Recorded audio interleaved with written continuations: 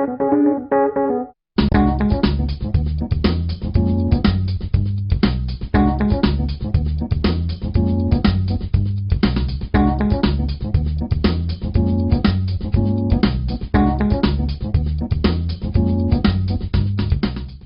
to episode 98 of Meet the GIMP. In the forum of Meet the GIMP, you can find that at forum.meetthegimp.org, or just go to the show blog at meetthegimp.org and click on the link on the right side. We have two discussions just now running about what amount of editing in an image is right, and how much work should you put into your taking the image, and how much can you do afterwards. And I want to pitch into this discussion and do it here. So today it's not as much about doing stuff with GIMP, but about doing stuff, why to do or how much to do things in GIMP or in camera. Let's have this image here, for example. It's just a snapshot, a dog at the River Weser here, and I had not enough time to get this shot right.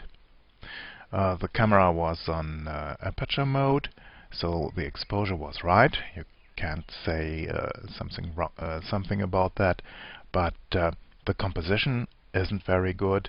There is a lot of stuff here in the foreground, clutter in the foreground, that I should have excluded, and well, another crop would have been nice.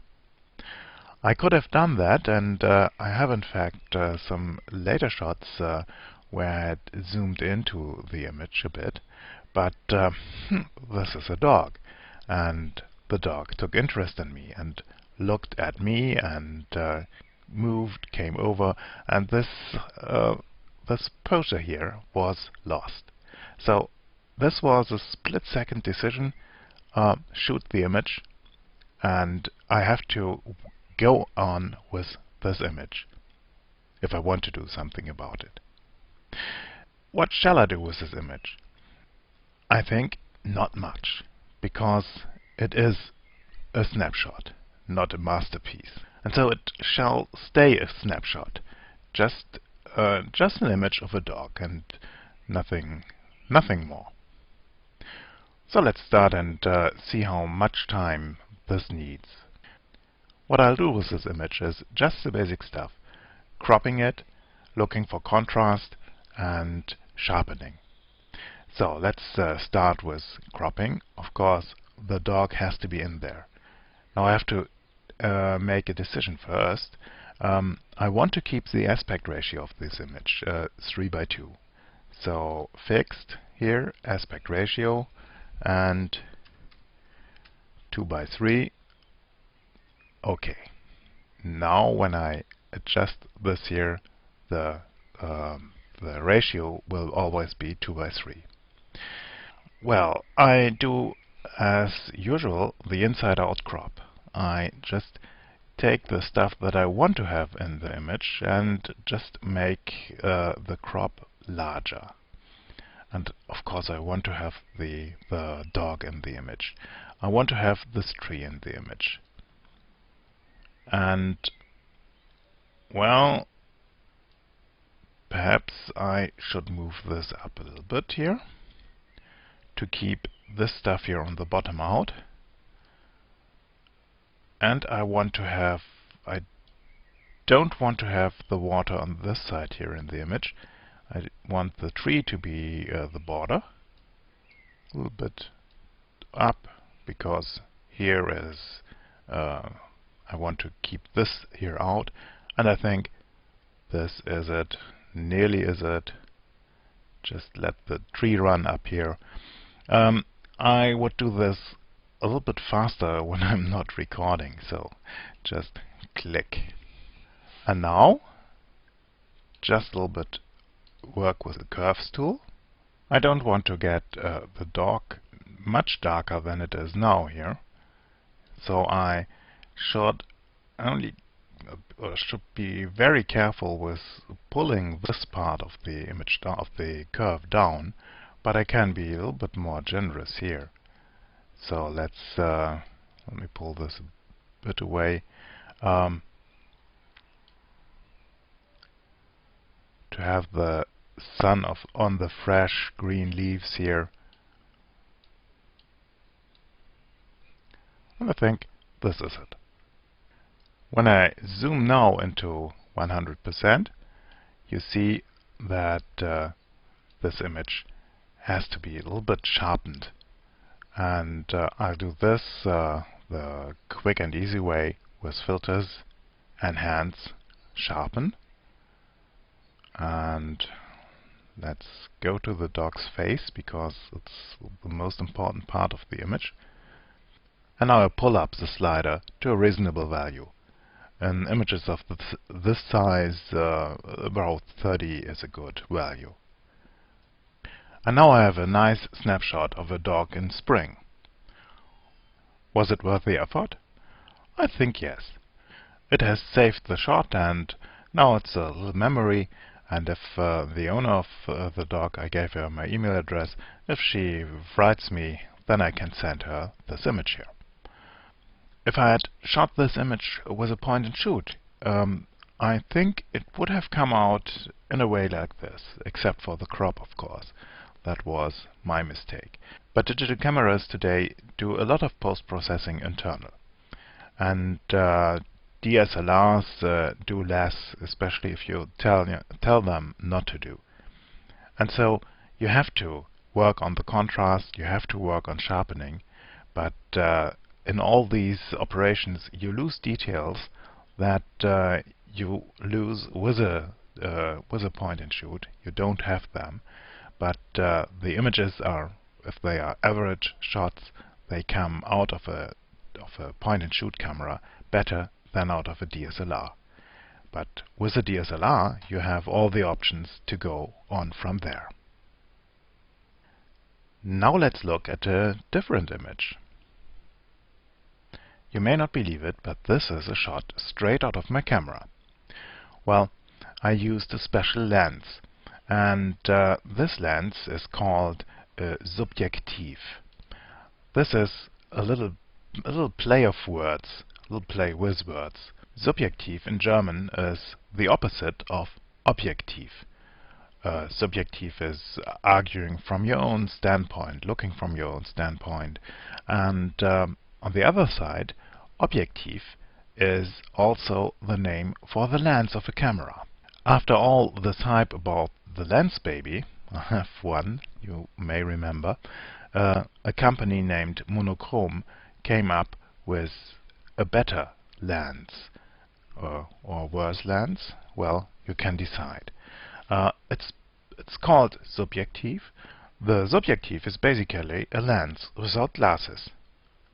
The glasses are in here, if you're using glass.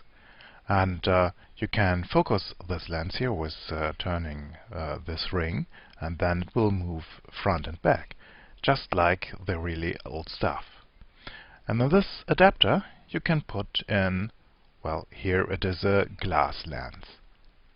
You see here how to put it in. For example, this is a zone plate. You can put in a zone plate, an acrylic lens, a plastic lens, and a pinhole. So you've got one adapter for a pinhole camera with a really good made pinhole with 0.255 mm diameter, and this gives you f180, aperture of 180, a zone plate, a plastic lens, and a glass lens. This image here was made with the acrylic lens. With this image I really took care about the composition. I had enough time and could do it right, at least in my eyes. I underexposed the shot to avoid blown out highlights, and perhaps a little bit less would have done it. You see here, this is about 2/3 of a stop, so I have underexposed too much. I will not crop this image because I have done it right. It doesn't need to be cropped. And I'll adjust the color curve a little bit and just get it a little bit brighter here. Just pulling this over moves the white point of the image. Let's switch here to the logarithmic histogram to check. Yes, here are the brightest points. I'm well away from them. And now, perhaps a little bit darker. No, I won't change the black point. And I just apply a little bit of an S-curve.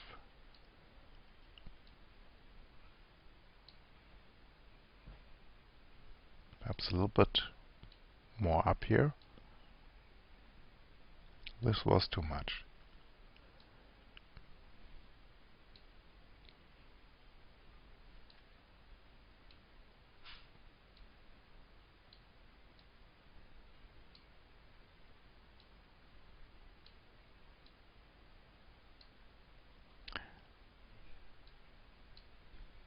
You know that when you move in the mouse pointer in your image, that you can see in which part of the histogram this area of the image is. So this is here below. I can darken this a little bit, but I think I won't do that. This could be a little bit lighter. I think this is it. So now I just click on OK, and I won't do anything further with this image here. It's for my eyes, it's finished. And now comes the philosophic question. This image is basically unmanipulated. If I had made this shot on film, on negative film, and given it into a lab, I would have got back something like this here. Perhaps a little bit off with the colors, not exactly the same result, but the lab would have made something like this out of it. But what would have been the situation if I didn't own such a subjective? If I had shot this with, let's say, my 50mm, the subjective has 55mm, with my 50mm fixed focal length, or with a zoom at 55mm, and then post-processed this with a resize from the Holger effects or something else, I could have achieved the same result. But would it have been the same? I don't really know the answer. I don't know if I would like this image as I do now if I hadn't made it with a cheap plastic lens in a not so cheap aluminium adapter with an even more expensive digital camera, but if I had made this in GIMP. If you have an opinion about this, you're welcome to discuss this either on the blog at meetthegimp.org or on the forum at forum.meetthegimp.org. I'll put a link to the thread. I'll start a new thread about this here. I'll put a link to this into the show notes. I fear there will be no episode 99 next week. I wanted to pre-produce a little bit in the holidays, but I was too lazy, and I'll fear I have not much time this weekend on the weekend. So you'll have to wait a little bit longer, but perhaps even more time to discuss this topic here in the forum. And up to episode 99, I say goodbye.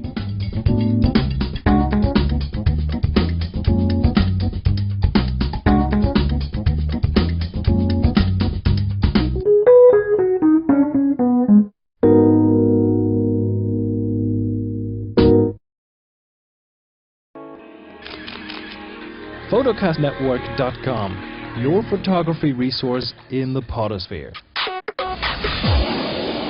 photocastnetwork.com